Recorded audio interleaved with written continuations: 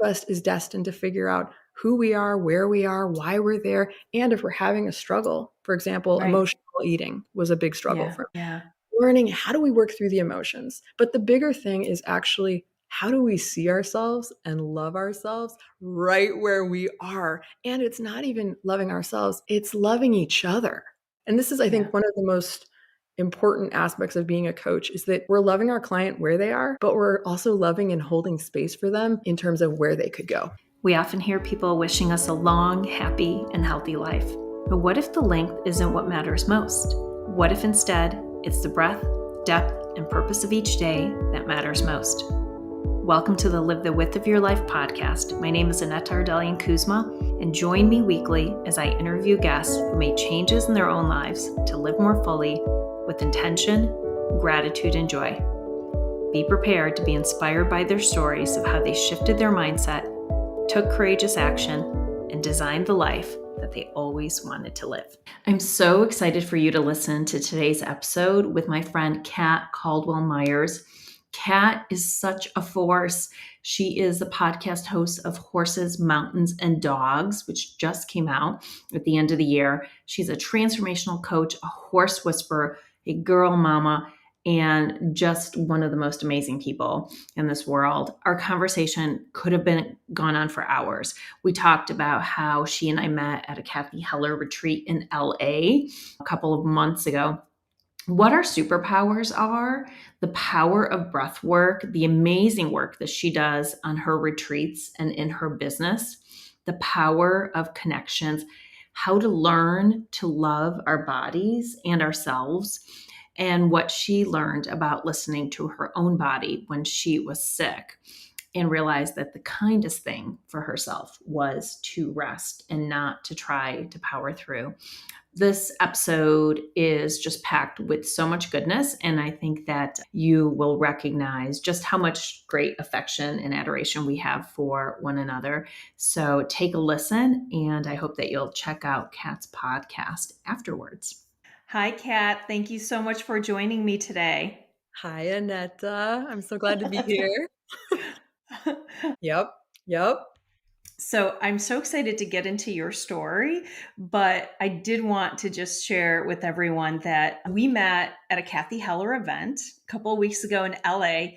And for me, I've been following Cathy. I've been an alum of one of her other programs. And I remember getting the email. It was like less than 2 weeks before the retreat that she was doing. And it was like a crazy discount for alumni. And I looked at flights, I looked at the hotel, and it was one of those moments in time where the universe is like, you just got to go. And so I opened myself up. I told my husband, I think I'm going to go. Seems like a no-brainer. And I didn't know anybody. Like there was no way to connect to anyone. And then you were actually the very first person I met the morning of the retreat on the rooftop at the pool, thinking that I was going to be the first nerd to be there when the doors opened. Come on. I know. And then here you were in your awesome Superman dress and this red like shawl. And I was like, she is so going to be my friend. Oh. Well, I'm back at you because I have to explain to people what you were wearing and that I knew you Oh, had to be there for Cathy Heller because you had this awesome green and black dress with this pretty sort of paisley pattern in it. I mean, just yeah. gorgeous, put together Aw. outside in the sunshine. And I thought, she's got to be here for Cathy Heller. Isn't that so funny? I love when things just happen the way that they do. And of course, then we were inseparable for the 2 magical days. But we'll talk more about that. I want, for those that don't know you, tell us a little bit about you and your background, because you've got an amazing story too. Truth is, I was thinking about this the other day. All of us have so many titles and so many Yeah. things that we've done. Yeah. It's a little bit like that dress I was wearing it's actually Yeah. Superwoman, right? It was a super Yes. we're not Superwoman though, and I feel like Yeah. sometimes when we talk about what we do, we can get really sort of in that idea of this is all I am, right? Mm. Like the Hmm. business word kind of an idea. And the Yes. truth is, I mean, I love the title of your podcast, but the width, the depth, like we're Yeah. all so much more than that and Yeah. also so much less than that. But my passion is really to help others transform. I call myself a transformation coach, but Yeah. I love connecting people to that heart and soul of why they came here. Mm. And sometimes I feel like my greatest gift is connecting us back to our history or our ancestors, the things that were important to our Mm. grandparents, the things that we hope will be important to our grandchildren or children. I do a lot of work with animals. I do a lot of work in nature. And professionally, my coaching expertise is weight loss and health and fitness. I'm a registered dietitian. I've done a lot of different work in those fields professionally. Also worked as a Montessori teacher. I'm a horse trainer, a dog trainer. I have kids, lots of different things I love to do. And I see the pictures of the horses behind you, and you live in this magical, gorgeous home. So, how did you start? I guess, what was your background with horses? Like, when did you come to love horses, and how do you use them in your business today? Oh, great question. So, my grandmother, and today is actually her 90 plus one birthday. Happy birthday. What do you call your grandmother? I call her grandmother. Grandmother. Lovely. Happy birthday to your grandmother. Very formal. We actually make a lot of jokes about her and the recently deceased Queen of England, Yes. who was 95 and passed at Yeah. 96. And my grandmother grew up with horses, and I grew up Mm. visiting my grandmother. So every summer, I lived out west, and we would come here to the Chicago area and spend 1 week with her. And it was called Grandmother's Week. And for my sister and I, we were both really horse crazy. This was like one of the best weeks of the year. Yeah. And my grandmother just taught me how to relate to horses, brush them, lead them, be comfortable around them, just sort of a natural Mhm. way of life with them. And over time, actually, this is very funny because my mother did not get the horse gene. Oh, she didn't? That's so funny. So my grandmother had 5 daughters, and they had lots of horse pictures on the wall of them doing little competitions with their ponies growing up. They grew up in Ohio, right? So Oh, yeah. around the Cincinnati area, Dayton and Cincinnati. Mhm. Anyhow, long and the short of it is that my mom, who was the oldest, she wanted to be a ballerina, and so she Gosh. traded her sister for a pony with a guinea pig. At least they kept it in the family, right? But Yeah, the thing is yeah, I come from a long line of horse lovers. So I think my sister and I, we were 9 and 11 years old when we went around the neighborhood and sold all of our toys and stuffed animals, some of them for like $1, and they were worth more than that, trying yeah. to raise money for a horse. So this is Oh, like, it goes way, way back. We've been horse crazy from the get go. And I started working professionally around age 12 for a horse barn. I spent every okay. weekend out at the barn in exchange for all of my lessons and training and started getting paid to work with people with horses. Really, as a teenager, is when I started doing that. Lots of crazy horse stories I could tell you, but I don't know how many. I mean, so to get to the point, how do I use horses now and what's my life with horses like now here? We have 3 horses on property, and I think of our horses a little bit like a Black Beauty muse, right? Hmm, So for some people, they're more drawn to horses than others, right? For some yeah. people, it's more of a metaphor, and they might be familiar with some of the Black Beauty stories, but they've Mm, never actually encountered a real horse. So each of our horses has a different personality, right? okay, yep. And so we'll use them to talk about, hey, where are you resisting? Like, where are you like Jet here, where he's going, I don't think I want to go any further. Yeah. Like, where are you resisting? And then where are you like Tiki, where you're being really brave and you want to go maybe a little farther, a little faster, but you're Mhm. not sure how to proceed. So we use them metaphorically, just putting your hand on a horse energetically. And it's the same with working with dogs. We do a lot of work with Yeah. dogs, but it'll bring your blood pressure down, right? All of that good stuff. So we do a lot of just being around them. We've done meditations with the horses. We've worked through getting people on horses for the first time, bareback. We've done lessons. We've done Mm. all kinds of different things. But at the core, it's really just about being around them, all the things my grandmother taught me to do, being comfortable, learning to pick up after them. You know, it's so interesting because I've been to a place that has horses recently, like a horse farm, and they really are magical. There is something, like you said, when you feel very grounded. First of all, they're so big. Like if you haven't grown up around horses, which I haven't. When I walked in, I was just taken aback how majestic they are. They are so big. And then they've got those big eyes that I know they're so big. And I felt like it could see right into my soul. And there was something so like soothing and relaxing about just touching the horse and earning its trust to allow me to just sort of stroke it. And so I could see why I know that there's a lot of work with trauma, people who've experienced trauma, but you mentioned that you're a coach that works on weight loss and dietitian, but also I know with people with eating disorders and other issues as well. So do you use horses with some of the weight loss programs that you do as well? So some of it, we've done some virtual work with the horses. Mm. I could walk you outside right now and you could see them. There is something that happens when you just see a horse here, Mm-hmm. right? An Yeah. image of a Yeah. horse.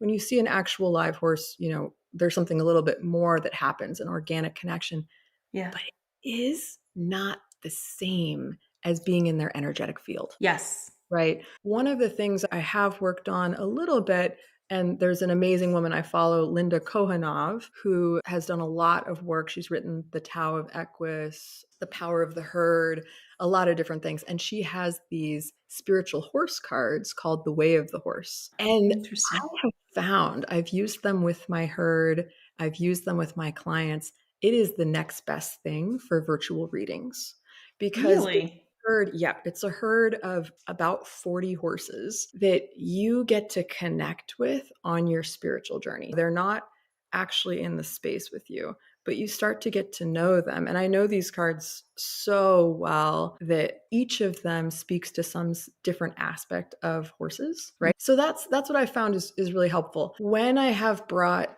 people to the horses, I always say the horses are bigger than our problems and they can carry them. So suddenly, whatever our problem was, we can just let it go, right? Because it's actually not that big. It's all in our mind, like the unicorn. Yeah. It's not even real. This Yeah. one's real. This other thing, it's not even real. It's just in our minds, right? Yeah.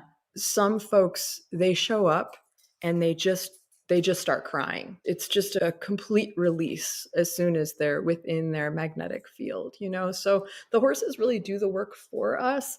I'm not a certified therapist, so I'm very guarded Mm-hmm. about opening up to folks who have really serious things going on some level, but the horses are ready for that. So this is where at a Yeah. certain point we're just a conduit, and when I take them down the trail, we're meeting people and who knows what their story is, but they're ready. They just touch and it's delivered. It's so amazing. I think that the older I get and the more life experience that I have, I just don't have to know how things work. I really don't anymore. Like I'm so much operate more from like a heart perspective and the head perspective because I do find that when I'm in my head, it's never really good. It's usually some story that I've created, some thoughts, like we have these elaborate stories, but when you get into the heart, and I think maybe that's what happens when you're working with the horses, you let go of some of that other stuff. And on some higher level of knowing and understanding that maybe it's not even within our comprehension, sometimes we allow ourselves to heal.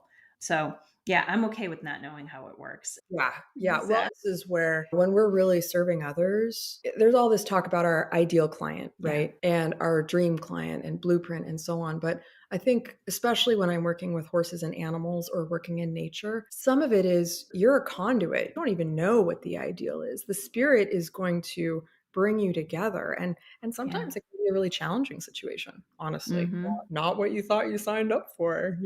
Yeah. So So tell me why you decided to go into nutrition and sort of body image and positivity and helping or healing people on their emotional journey with food, because I don't know of many people who are either not still on that journey, I mean myself included, or aren't somehow healing from past bad experience with food. Like what Mhm. have you found and what do you see as the greatest sense of healing that we should all know? Well, if I could say just one thing, it would be, and it is very cliche, keep it simple. I think that we can get so complicated, and it's interesting. Girls know what a diet is by the age of 8. Okay.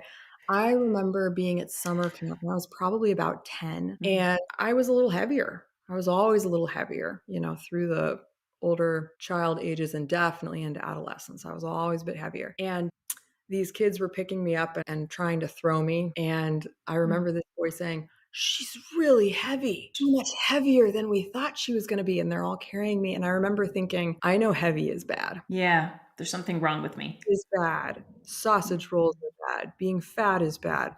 What I didn't quite understand was how we attack ourselves, right?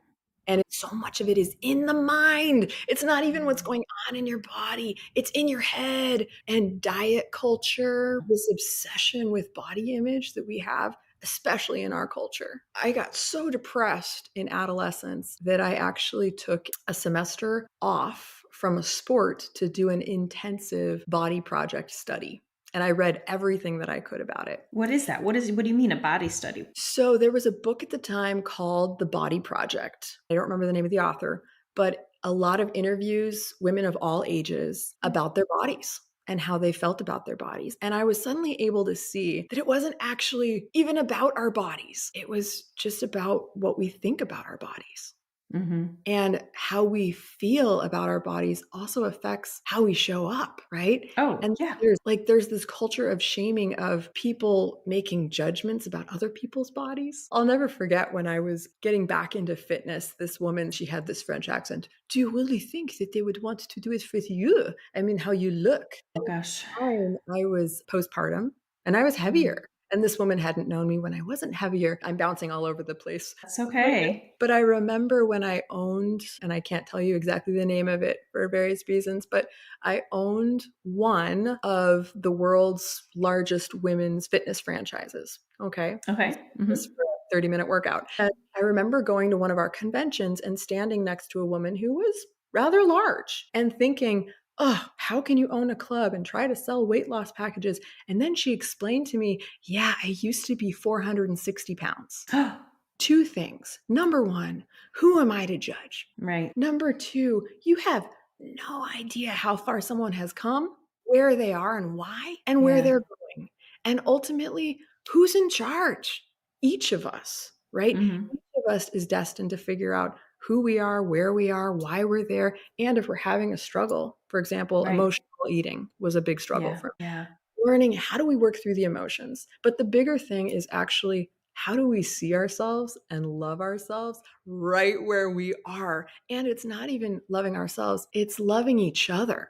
And this is, I think, one of the most important aspects of being a coach is that we're loving our client where they are, but we're also loving and holding space for them in terms of where they could go. Absolutely. I always I wonder how much energy I've spent in my life worrying about 5 pounds, 10 pounds, etc.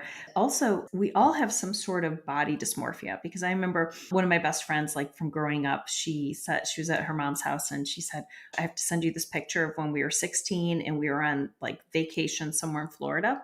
And I remember not feeling confident in my body back then. And I was like a tiny thing, right? I was 16. And I look at that picture now and I'm like, if I looked like that, I'd be walking up and down the street in a bikini. Like, it's so funny. But even then, you think about it and you're like, for some reason, even then there was some standard or something else other than where I was right now. And so do you feel like you're in a place where you accept yourself and you love yourself as you are? What I will say is that I feel like those toxic thoughts are part of life. And so this is where when I say keep it simple, that's exactly what I'm talking about. So if you find yourself going, oh, these don't fit. Oh no, right? Yeah. Said, these don't fit. Ha! Can you turn it around? Like crack Yeah. up. I have so many pictures at this point because I coach this for others and I am able now to see it in myself for what it is, a waste of energy, a toxic thought, right? And is it really serving me to beat myself up? And the other thing I really think about a lot now, because I have two daughters, right? Going on 5 and 7. Is it serving me? Is it serving them? Is it serving clients? Right. And this isn't the fake it till you make it thing comes up in my mind a little bit, but ultimately it's about really authentically embracing where we're at and being okay with it. So yeah, I totally love myself right where I am, even in the moments where I don't, right? Even in the moments where I'm like, oh gosh, I've done some videos where I'll pull the camera up and do like this thing, like, hey, With your chin. because until and unless we can claim a sense of humor about it, right? with each other. And, you know, I've had a couple people challenge me and ask, well, what about this body confidence and fat love and all of those different things? And Right. ultimately, I feel like, guess what? Everyone is entitled to their own opinion, right? Yeah. Everyone's entitled to their own opinion. And Right. it seems to me like you have an opinion about it. And if you're asking for my opinion about it, my opinion is if it's working for them, great, ultimately. And who's to decide if it is or isn't working for somebody? Yeah. I mean, whether you're talking about whether you can love yourself and be positive in your body, even if someone else thinks that you're at an unhealthy weight or that, it's somehow leading to unhealthy habits or, yeah, Correct. Or embracing unhealthy habits and so on. And, again, I think for me, this is where coming back to keep it simple, because it's interesting watching all four of my grandparents made it into their 90s. amazing. I just lost two of them the last year, but seeing how they relate to food Hmm. and how they think about it and what it looks like to be healthy, but also some of the weird body dysmorphia that's been passed on. I mean, look at how body shapes have changed just in American culture, like the Oh, 60 yeah. models and all that stuff. For me, going back to keeping it really simple and what's right for me, what's right for my kids. I want them to eat vegetables. I want them to understand portion control, right? Yeah. And I don't want them to obsess about what they're eating. I don't want them to Hmm. obsess about how they look. There are so many other things in the world beyond that. This is just Yeah. one small piece of the pie. So true. I love that. And I love that advice of keeping it simple. And if you were to tell someone maybe the top 3 to 5 things they could do if they're struggling with some toxic thoughts or maybe they're in a bad place, what would you say are some of the things that they could do right now? Okay, my number one thing is get into your body. What does that mean? Get into your body. Guess what? It's the only one that you've got, right? So there are Hmm. lots of different ways to get into your body. I know you're doing a breathwork certification. I'm Yes. We're going to talk about that. But Yes. breathing, right? At Yeah. bare minimum, right? I love Mm. the five senses meditation, Hmm. favorite Hmm. one. So Yeah. that's something. How is my body perceiving the world? Another one. But my favorite is exercise. Okay. Any Of kind? any kind, pretty much.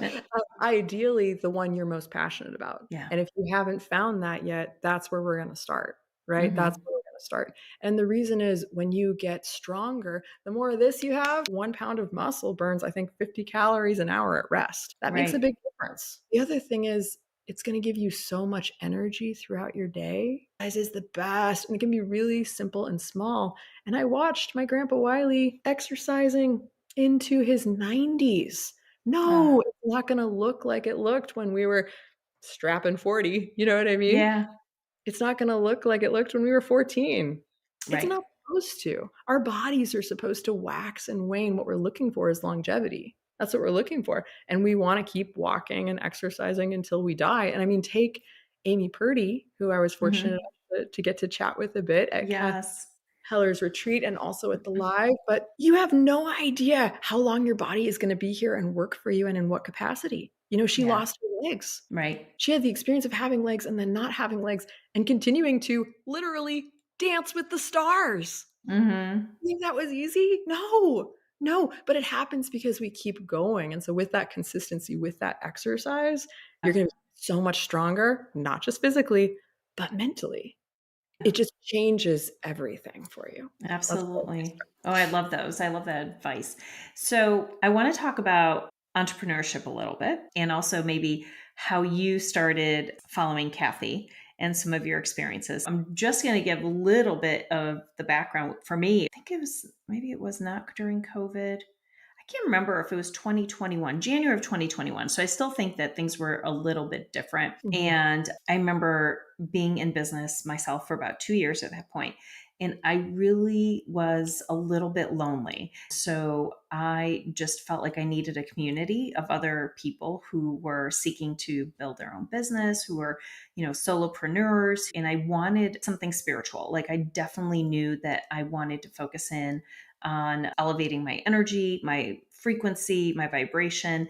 and that by myself working in my office but alone was not going to necessarily do it. So that's what really Cathy did for me. I don't even know how I first found her on Instagram, but I was like, ooh, I love her energy. I listened to so many of her podcasts and she just drew me in. And so I did Made to Do It for 12 weeks. And there was a shift in my mind, in my brain, that went from you do not have to sit here and grind and work crazy amounts of hours thinking that in depleting yourself again. Like I did not want to go back to where I was in the corporate world. And that shift was so important to me. And I think it really helped me from burning out. It helped me from becoming really overwhelmed in my business. And when I was able to listen and to make the shifts and the strategies, she shared business strategies, of course, as well. But there was so much more about really feminine energy and leading from the heart and focusing in on this notion of receiving and abundance. And I loved everything she was saying. And it was very different than maybe some of the other business strategies that I was listening to at the time. So tell me a little bit more about your experience or maybe what drew you to Cathy. And then I absolutely want to hear about your experience at the retreat because you stayed after I was there in LA after my 2 days, and you stayed, I don't know, how many days did you stay at her house for like a private Yeah, retreat with a it small was group? a 3-day retreat. Yeah. Okay, okay. So like what drew you to Cathy initially? And then like let's get into some of the details. Because I haven't heard any of it and I'm dying to hear. Okay, okay.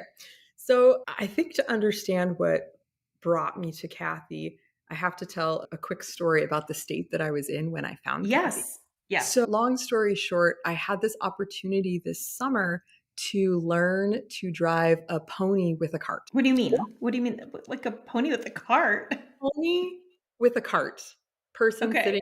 in a cart behind little pony. Okay. Okay. And this pony belongs to my friend. The cart belongs to my friend. All of the knowledge belongs to my friend and her mother and their trainer and so on and so forth. And this is how a lot of people get started in different horse sports. Oh, You sort of okay. have someone who takes you along. And I showed up and helped groom at a horse show. The next thing I know, they were like, hey, we want you to come and compete. Why don't you try this out? So I was like, hey, why not? What an amazing opportunity. And I ended up competing at the Villa Louis, which is in Prairie du Chien, Wisconsin, and it's the largest pony carriage. They don't like to call them carts at the competition. They call them I can see. carriages in the entire country. Okay. Wow. So I went to the biggest show in the country and, they were all teasing me, may as well start big, right? And as we were driving up there, and this girlfriend and I, we met in birth class. Okay. So we were both pregnant with our first. And they were going around and they said, what do you do when you feel stressed to bring down your stress? And she said, well, I just go out and pet my pony. And I was like, oh my gosh, we're totally going to be friends. And we are, right? We have Yeah. sense. So we're driving up there and we got the news that the queen had died. Mm.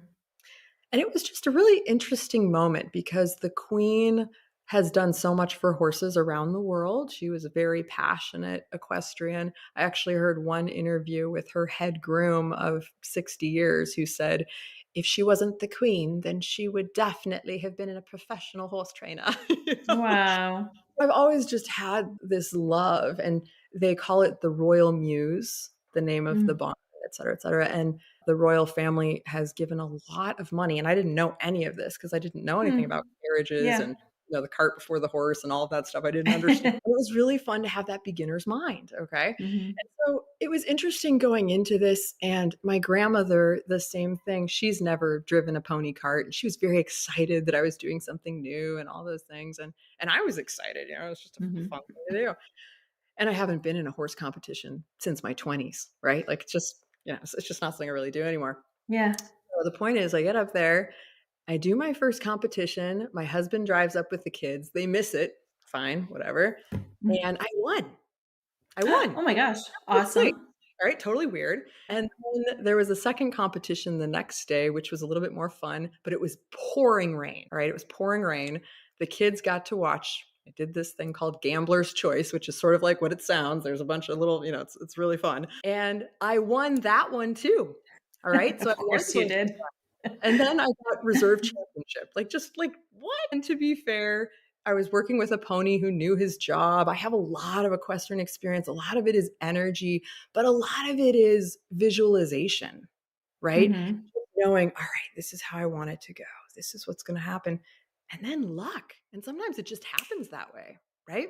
So I came out of Mm-hmm. that experience and suddenly, and I was just on fire. Like everything Yeah. was working, you know? Yeah. I've been doing dog competitions for the first time, teaching my dog to do agility. We were acing everything. Everything's going great. And then Cathy Heller showed up. Okay. So I Mm-hmm. think understanding the space that I was in and that it just felt like ultimate flow when she showed. Mm-hmm.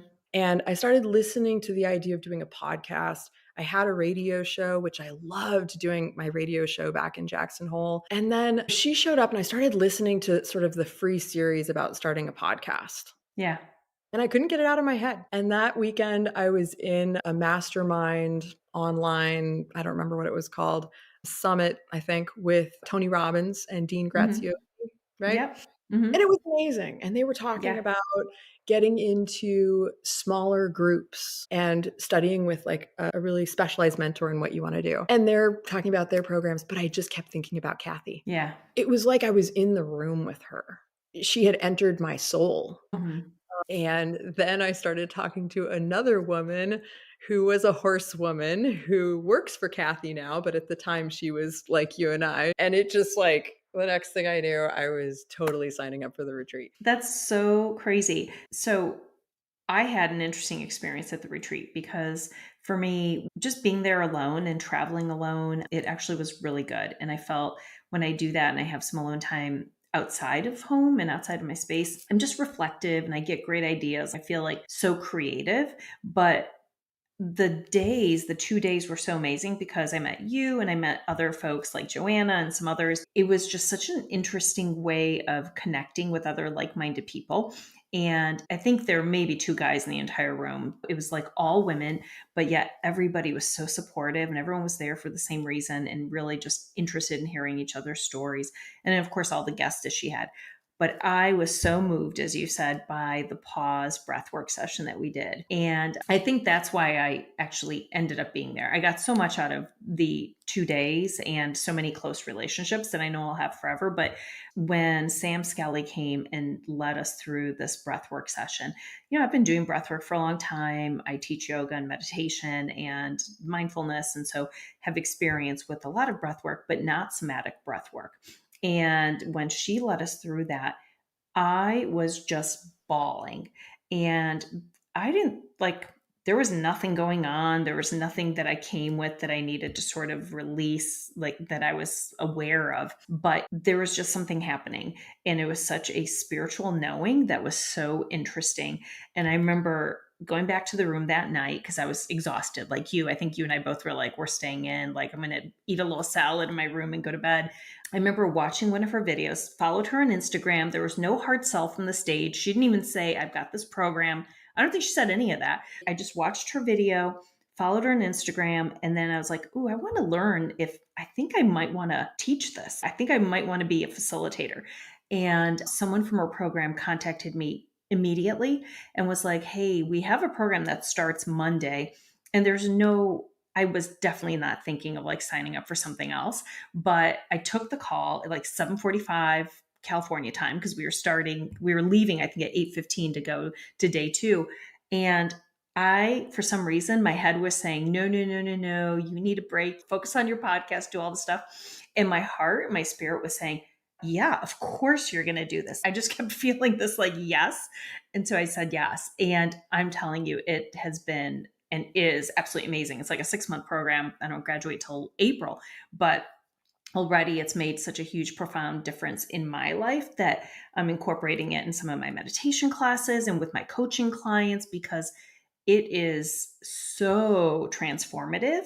And so I think the relationships and also that program is why I was there, and also a reminder of what Cathy talks a lot about abundance, like money blocks and money mindset, and really releasing any sort of doubts that you have, especially when you're in entrepreneurship. So tell me a little bit about what you got at the live, and then I want to hear what happened at the retreats, and then what were some of your big ahas? First of all, I don't think we can leave the breathwork conversation without Okay. more. Yes. Because I feel like it can be so hard. It's the same as getting into the resonance of actually touching a horse, right? Yes. But and I know you're at the very beginning of it in your studies, but will you give us one little exercise? What's one? Because I keep coming back to, that breath we did, which correct me if I'm not remembering it right, but it's Yes. There's some breath works that are definitely more meditative. And so they have like integrative and meditative. And so we're learning the different types right now, and also the length of time. And the meditative ones are over 8 minutes. So if you're doing breath work for longer than 8 minutes, it's going to definitely waken up your nervous system. And we did that with Sam. So of course we had that tremendous sense of release. And then there's the integrative, which is 8 minutes or less. And you could do some of the more vigorous exercise, or you could do the ones that are just a little bit more gentle, like inhaling through the nose and then just sighing out the breath. Like a cleansing breath and releasing it. And then, as you said, some of the more deeper ones is you can do, as you said, like 2 inhales through the nose and a more vigorous exhale through the mouth. So,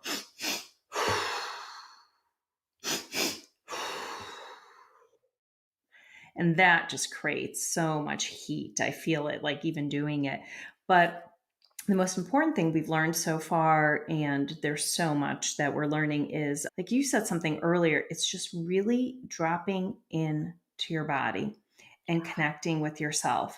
And so just closing your eyes if it feels safe and just allowing yourself to tune in and just say, I am safe where I am. And then checking in to see and asking yourself. Sometimes I like to place my hands on my heart because I love to feel the breath and feel the heartbeat and just say, what do I need right now? Do I need something that's more meditative? Do I need something that's more rigorous in order to release some stale energy, move some things through? And allowing our intuition and our highest self to actually answer that question is so important. And when teaching someone or doing that for someone else, holding the space to really feel the energy and together to decide like what makes sense here. What are we going to do? So, like I said, very early on, I'm 2 weeks in, but oh my goodness, like already it has just been amazing. And it's trauma informed, which is really important. So there's a lot of language that is important, and it is very, very transformative and body aware. So I can't wait to start doing more of it. We had to write our vision of how we're going to incorporate it into our life and our business. And so I definitely see this in retreats that I'm going to be building, and like I said, in existing programs and some new things too. So I'm very, very excited. very cool. Well, Yeah. I hope maybe you could come up to Hidden Ranch or we could Yes. do something I virtual. would love it. I would love it. Of course. Of Yeah. course. Yes. So tell me about you. You still haven't shared with me what happened after I came back home and you went to Cathy's house. How many of you guys were there? Okay, let's see. I think the first day it was 12 or 13 of us in the morning, maybe. Okay. All Mm-hmm. right. And then Do you did everyone stay? You guys stayed all 3 days or? Yeah, so do you want to hear what happened? I do. Of course I want to hear what happened. First of all, I think I just want to make sure I piggyback off of what you said about Yes. the lives, because one thing that I found the Cathy Heller live event, which I think about that one as live, and then the retreat as the retreat, because it was just for Mm-hmm. 3 days with a much smaller group of people. And it was a bit confusing for me at the live because some people were there for the retreat and then just meeting the Cathy Heller community. You know what I Yeah. mean? And I think Yep. 200, 300 of us, I'm not sure, and Yeah. being so lit up, Yes. right? I mean, just so lit up by it. Mm-hmm. It was really, for me, the first day when we were on the rooftop and we did Sam's breathing and we heard the interview with her best friend and we Mm-hmm. talked to the stylist and we Yeah. had Sherry talk about her health journey with kids. I mean, it Oh was my, like, it was amazing. Whoa. And then, Yeah. and so I've been talking about it as it's like night and day because that was Mhm. day on top of the Yeah. rooftop and we saw crows flying and all of, choppers. Yeah. Then we went into a theater during the day, but it was like, Yes. Yes. The Grammy Theater, day the 2. Grammy Theater, which is kind of a deal, right? It's a big So deal. it was so funny because I'd had all of this, and I don't remember if we chatted about this a little bit, but being in my head going into it, like, well, what about our luggage? You know what I mean? Right. And we had all this stuff about what are we gonna do with the luggage, and we were gonna try to keep it in one girl's place, and I'd, been reaching out to the organizers, and ultimately, the luggage worked itself out. I wasn't the Oh, only one who yeah. had luggage. There were all Yeah. these bags of all of these amazing ladies who Yeah. were flying out that night. Like, you left right at Mhm. 6, and by the way, it Yep. was over at 6:07, just so you know. We didn't get to say goodbye because that Yeah. happened. And the performances and just hearing Cathy sing and seeing Mm. her and her sharing with us as an artist, seeing Mhm. her as a musician, this very Mhm. special gift of her voice, but also her song, was really Yeah. powerful for me. So I left that experience and we had a weekend before the retreat, which started on Monday. Mhm. Yep. Okay. And I spent it with one of my oldest friends. And it Mhm. was, I don't know if you remember on Friday, I was losing my voice a little bit. Well, I had left my husband and children a day early. I don't know if I told you this part. Did I tell you this? No. Mm-mm. Because they were sick. Oh, okay. And I was a little bit worried that maybe I was kind of getting it, but if I could Mhm. get there and have a day by myself and just Yeah. rest in the hotel, which is what I Yep. did, that I might Yeah. be okay. Yep. So then I went and spent this weekend with my oldest friend, and we went shopping for a white, and this Yeah. skirt that I'm wearing, because on the last day of the retreat, we were supposed to wear white and or beige. And we did a lot of catching up and talking, running around. And on Sunday afternoon, I went to the beach with my cousins and my Oh. aunt, my cousin's fiance, and we talked and we caught up. And I started losing my voice even more. Oh, no. And then while at the beach, I had my first really bad cough attack. Oh, gosh. Like, and I started to realize, we had COVID right after that horse competition. We tested positive for COVID in September. We also tested positive for COVID in May Mhm. of this year. So, anyways, blah, blah, blah. Everybody has a COVID story. But with ours, we got better. And then when we started doing a lot of activity, like going to those 2 days of the Cathy Heller Live and Yeah. then all this talking, it would kind of make these comebacks. And it was just textbook long COVID Yeah. symptoms. So I knew, well, I'm not contagious, but Mhm. I don't feel 100%, right? Yeah. I really don't feel 100%. So that morning of the retreat, my friend left and I had been having a zinc lozenge. And I Mhm. thought that hadn't really eaten much yet because we were having food at the retreat and I just didn't feel very good. And I thought, well, maybe it was because of the zinc, I need to. Yeah. I get to the retreat and we do our first meditation. And Cathy's house is gorgeous, by the way. I'm All right, sure. like, it's gorgeous. It's, you just can't even believe it, and I had this amazing ride with this Uber driver. I mean, I just had all of these incredible similar to what you were saying, just to echo that. I think women, when we're married, we have children, we have, Mhm. maybe animals, we have a household, we have a lot going on. Yeah.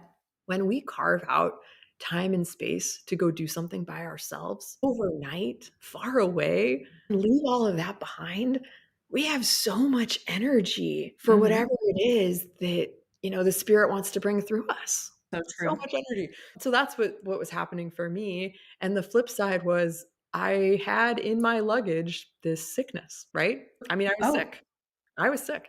And so in that first meditation, I get there and I was a little bit off, like talking to people. And I remember saying to this one gal, because the cough started to come up, I've discovered the best thing with this cough is if I don't talk, like if I'm Mhm. quiet. And she was like, that's so interesting because I know someone else who has long COVID and it comes on when they start talking too much. Uh-huh. Okay. So we go into our first meditation and I have this horrible cough attack, Aneta. It's horrible. Oh, And I no. realized I'm like, I've gotta leave the circle. And so I go into the bathroom and I'm literally on my knees and putting in like a sucky drop, trying to get it together. Yeah. Okay. And also feeling like, when you cough post 2020, it's not like Mhm. when you coughed in 2019. You Right. know, No.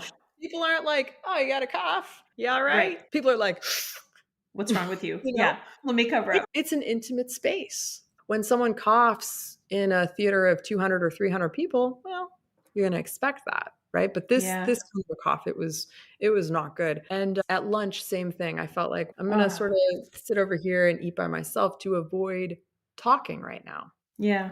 So you can see where this might be going. So at the end of the day, and the retreat was amazing. We had a lot of spotlights. Amy Purdy was there in the morning. Oh, Cathy yeah. led us through like a walking meditation outside. The food was incredible. Just the energy of actually Yeah. being in space together, and women who Hmm. are doing the deep dives. So Yeah. a group of us were staying at an Airbnb together, and they all went out to dinner, but I was like, I just need to rest. And my roommate was a doctor. Okay. Okay. Good. So Nice. perfect. So anyways, I took a bath, I rested, I chilled out. And then in the morning, I woke up and I was like, all right, I think I'm feeling okay. Like kind of, but actually I meditated and then I was like, actually, I really don't feel good. Oh, I gosh. really don't feel good. And I had this horrible headache and like the sinuses, I mean, the whole thing. And I realized like I can try to power through this and show up. Yeah. And it was the Yeah. day we were doing breath work, right? Oh, And every ounce of my being, I mean, I spent so much money, right, on this yes. retreat. Yep. And here I am. I literally was so sick, right? Oh, And I felt like there are two things going on here. One is I really don't feel good. Like yeah. myself don't feel good. I wouldn't go to Yeah. work today.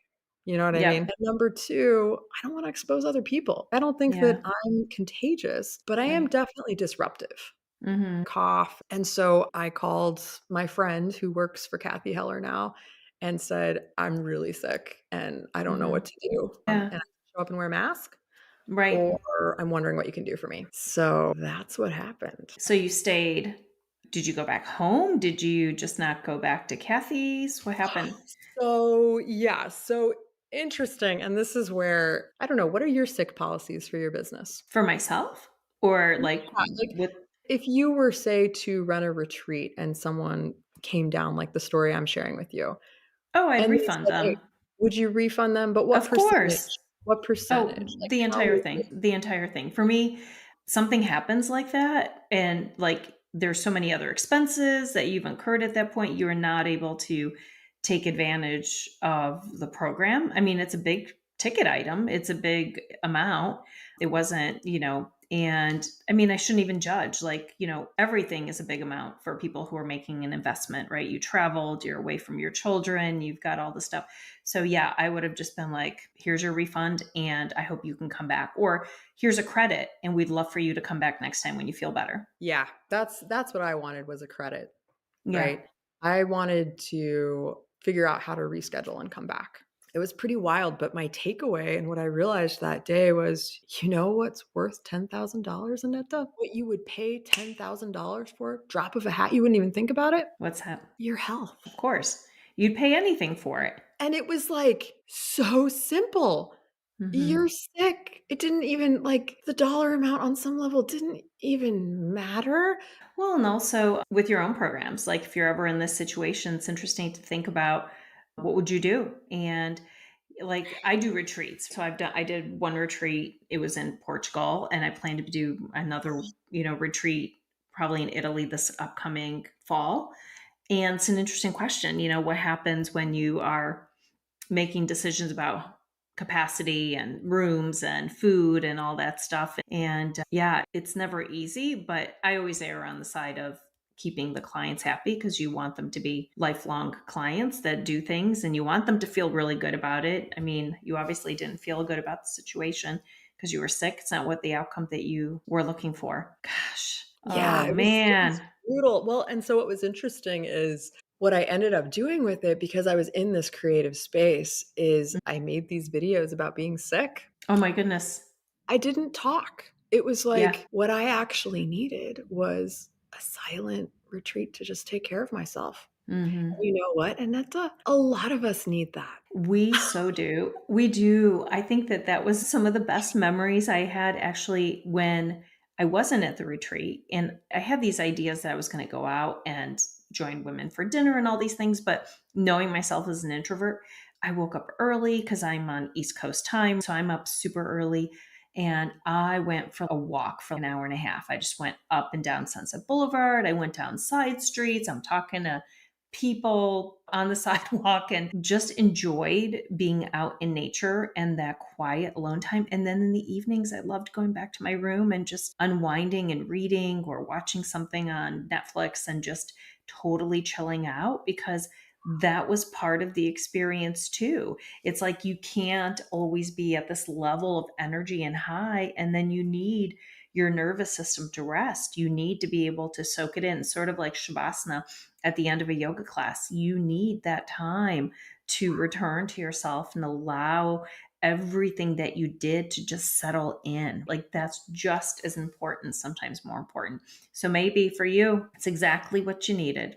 Well, and then get this, so then I came home and same thing, in hindsight, I wonder if I should have stayed one more day because the airplane ride Hmm. home, then it was really an Oh, yeah. hours, and I ended up, like, and I'm only sharing this because I'm sure there's somebody out there who needs to hear it and know they're not alone, Yeah. but I got to the airport in California, and I'm wearing a mask and everything, and I see a sign saying, "Don't come into the airport or board a plane if you have an active cough." And I'm, Oh, "Well, like, I'm not, like, not really coughing, but I am, like, keeping the sucky drops going on." yeah. Sure enough, I'm sitting in the center seat position of the 3, and luckily, the seatbelt sign is off, and the cough attack starts to come on.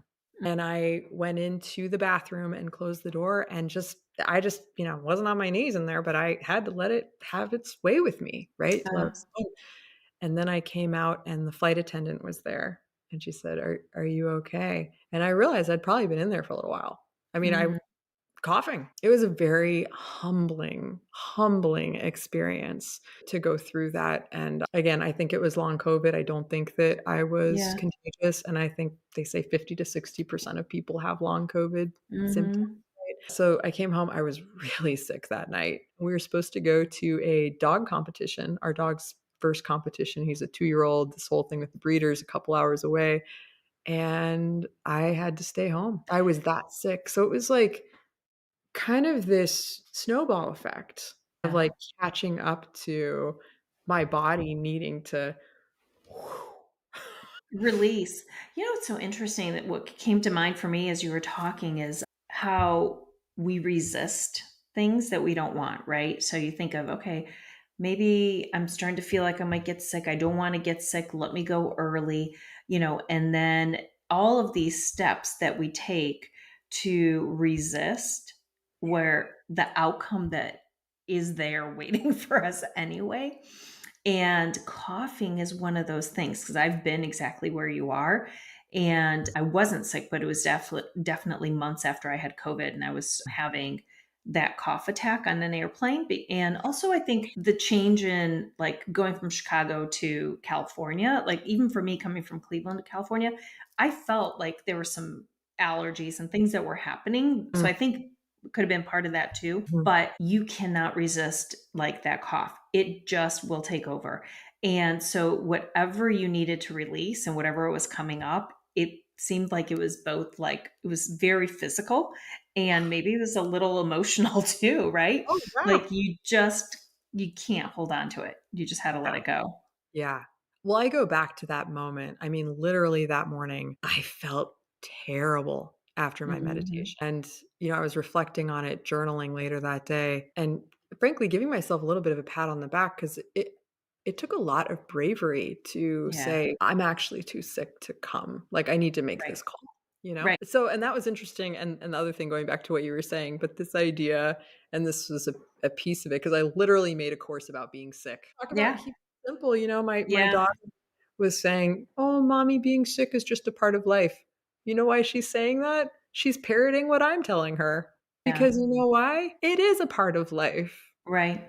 In the Yeah. same way that our bodies wax and wane, like, we Mm. are gonna go through having colds, having coughs, having horrible, debilitating headaches, etcetera. And I agree. Who knows how much of that was emotional or spiritual or psychological Yeah. processing, but it Yep. was fully in my body. I mean, it was Yeah. total physical manifestation. Like, Yeah. I Yeah. could not believe it. Yeah, and Hey, guess what? You met me in my Wonder Woman. That's what it is, not Wonder Superwoman. Woman, that's right, yes. Turns out I'm not Wonder Woman, Aneta.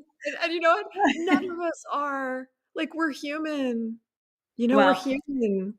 even Wonder Woman, I mean, right? You take off the cuffs and her lasso Touche. and right?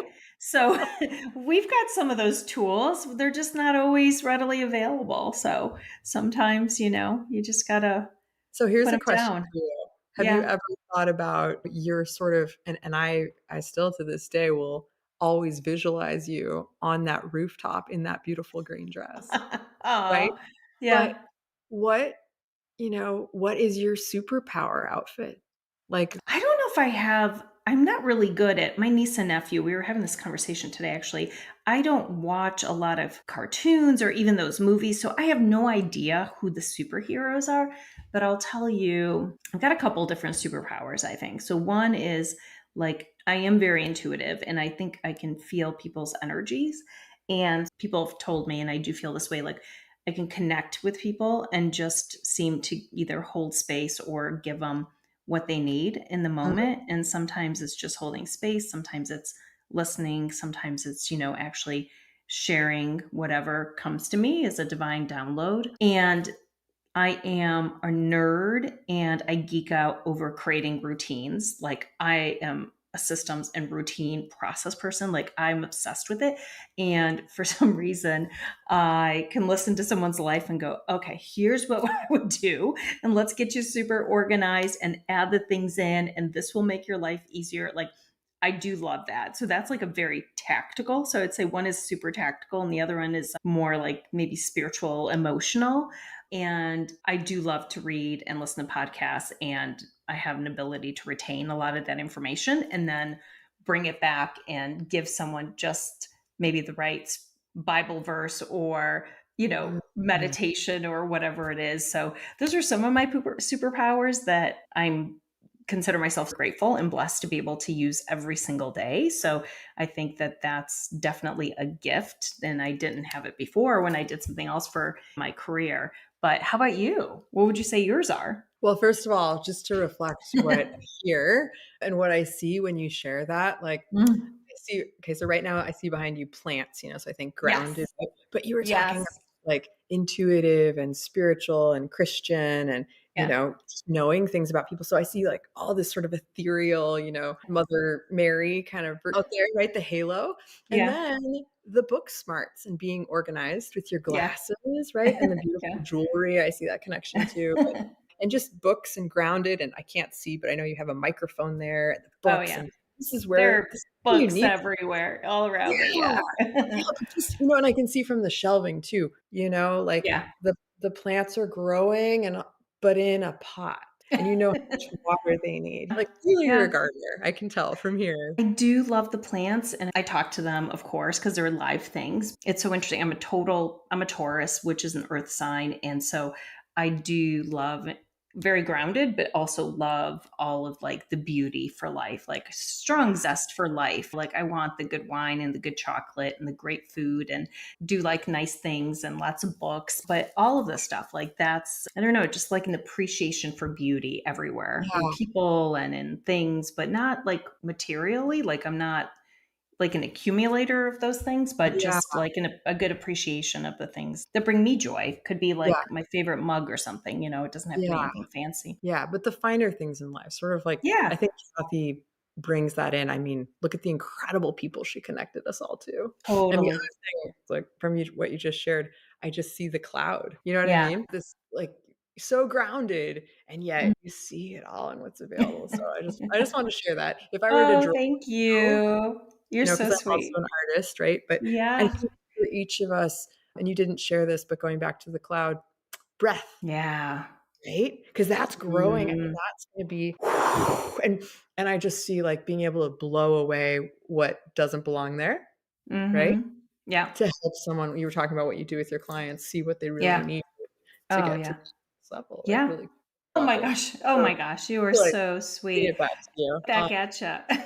And, you know, mine is really simple, but it's like the cowgirl, with the kids and the horses around and, just dogs and mountains and ready to go and all the tools for adventure, Mhm. water, paddles, ropes, really good snacks. I think that this is what I want for everyone, and this is what I want for my daughters, but I want this for every single one of my clients, my friends, for everyone to be able to say, what do I love? What are my gifts, my talents, my experience? Let's not waste a single lesson, right?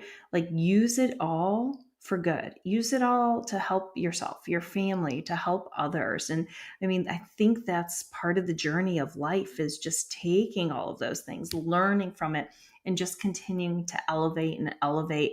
And I always say, like, fill yourself up with your own light, let it shine so brightly that every single person you come into contact with goes, oh, I see it and I see it in myself and I'm going to go share. I mean, that's what namaste is, right? The light in me honors and sees and respects the light in you. And we pass it forward to others. And then suddenly, I think that's how we light up this world, right? Yep, totally. Mm. You receive it? I got it. I feel it. Feeling it. Kat, I want to ask you a question, and it's based on the title of this podcast, which is Live the Width of Your Life. Mhm. And I want to know what that means to you, and how do you do that in your own life? Honestly, Aneta, I feel like you just shared exactly what I would say. So to reflect it back to you, what are you going to remember on your deathbed? Mm-hmm.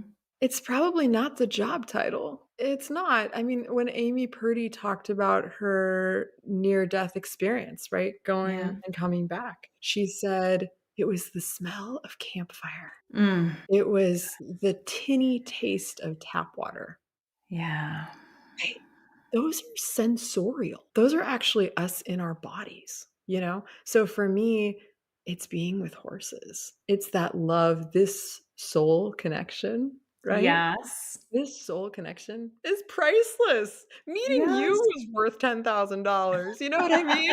Like, it's not even about that, right? Right. So for me, like the width, the word I keep thinking about, it's interesting, width, because Yeah. waistlines, all of Yeah. that. It's the depth, right? Mm-hmm. But it's the height, like, to me, it's all encompassing all those things you love that fill up your soul? That quote, and I don't remember who says it, but Cathy always says it and whoever says it, but Yeah. we need more people who have come alive, Oh, yeah. So right? Like, true. what really sets your soul on fire? Do that thing. Mhm. Do that thing? Yeah. I love that. I love that. And I know that that's how you live your life. Can see it in you, can feel the energy. I wish everyone could feel, I'm sure they can hear it through this call, this podcast session, but just to see it in person too, it's like so amazing.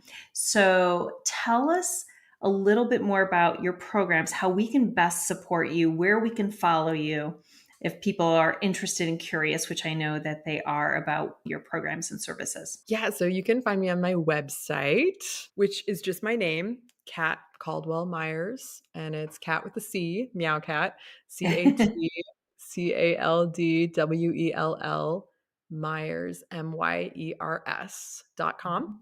So I always say Myers, like me oh my. Yep.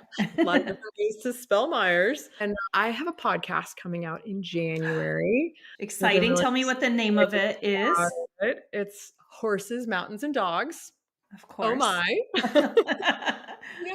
I was chuckling thinking about this the other day because it kind of came from lions, tigers, and bears. Oh my, right? Yes. Yep.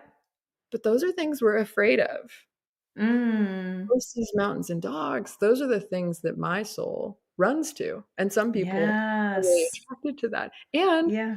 be fair, I mean, in the Midwest, some people are afraid of those things too, Yeah. right?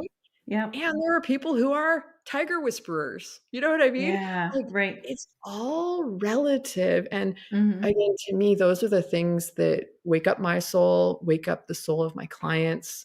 I'm working on leading retreats back to dude ranches out west in Wyoming this summer. We might Mm. do Colorado and New Mexico also, and then here at Hidden Ranch, which is outside of Chicago.